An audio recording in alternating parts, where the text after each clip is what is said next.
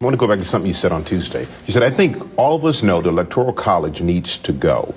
But the campaign came out later that night, and they said that's not their stance. Yeah. Well, it's not the campaign's position. And the point I'm trying to make is that there's folks that feel every vote must count in every state. Mm-hmm. And I think some of folks feel that's not the case. Our campaign does that. And the point I'm saying is I'm in 5 states in 2 days. We're out there making the case that the campaign's position is clear, that that's not their position. Their position and my position is to make sure that everybody understands their vote, no matter what state they're in, matters. So that's something that you and Vice President Harris disagree on? I have spoken about it in the past, that she's been very clear on this, and the campaign, and my position is the campaign's position.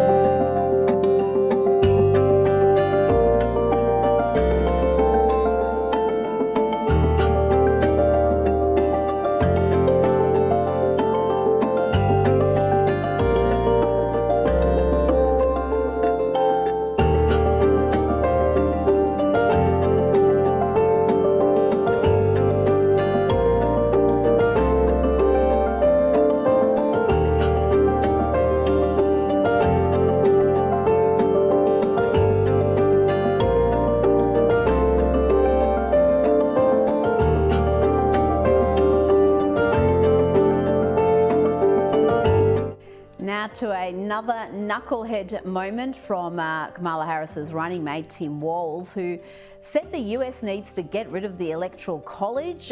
The comments were made during his speech at a fundraiser at the home of far-left California Governor Gavin Newsom. The Harris-Walz campaign has walked back those comments already, saying in a statement that Walz believes that every vote matters in the Electoral College and that he was merely commenting to a crowd of strong supporters about how the campaign is built to win 270 electoral votes. I don't know how they can explain that comment in those terms, but Tim Walz just seems to be a walking, talking disaster. Every time he's in front of a microphone, something goes wrong, whether it's a debate, an interview, or at a fundraiser here.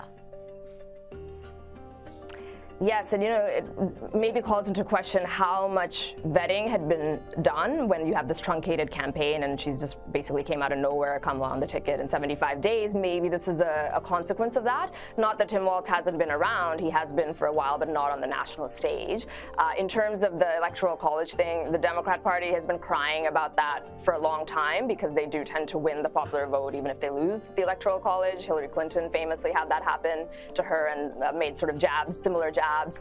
They talk about packing the Supreme Court, which is another thing that they flirt with, where if you don't like the current balance, you can have more judges just added to it to change the ratio. They talk about giving statehood to Puerto Rico, which would also go to damaging the Electoral College in its current state. So I think that is a belief held in many corners of the Democrat Party, and he just let it come out. Yep, he said the quiet bit out loud. He's done that a few times. And this is what's so remarkable about this election, because Trump is presented as this threat to democracy, threat to norms, threat to the republic, but it's the Democrats, as you've just explained, who are challenging everything from the legitimacy of the Supreme Court to the Electoral College system. Now, 60 Minutes has come under intense criticism. We talked about this last night. It seems they've tried to save Kamala Harris, removing one of her most incoherent answers from what was aired on Monday evening in the US. Here's a preview clip that 60 Minutes themselves posted on Sunday. It's her full answer, which was widely mocked. But it seems that Prime Minister Netanyahu is not listening. Well, Bill, the work that we have done has resulted in a number of movements in that region by Israel that were very much prompted by or a result of many things, including our advocacy for what needs to happen in the region. But here's what viewers actually saw on Monday night on television. But it seems that Prime Minister Netanyahu is not listening. We're not going to stop pursuing what is necessary for the United States to be clear about where we stand on the need for this war to end. How do you explain that, Kosha? The power of editing. It can take the rambling and the verbose and make it look more coherent, even though I will say even the edited piece had far too many words. Like, she always uses 10 to 12 words where one word would suffice, and really effective communicators are good at using fewer words because you make the point sharper.